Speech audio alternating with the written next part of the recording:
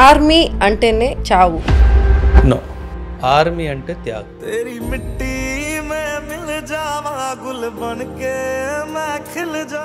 Army ఎప్పటికీ చనిపోయి, అందుకే వాళ్ళని సోల్జర్ ఈస్ డెడ్ అని ఎప్పుడూ చెప్పాం. నా బిడ్డ బతికొస్తాడా చనిపోయేస్తాడా?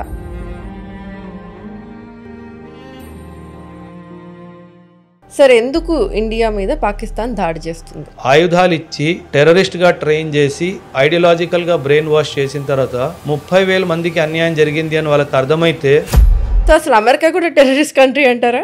ఒసామా బిన్ లాదెన్ కి జన్మనిచ్చిందే America. Osama bin Laden Osama bin అవడానికి కారణమే అమెరికా. 14 లక్షలు ప్రాణ త్యాగానికైనా సిద్ధంగా ఉన్నాడు ఎక్కడ, అవి 2.5-3 లక్షలు ఓ డౌట్ఫుల్ కమిట్మెంట్తో ఉన్నవాడు.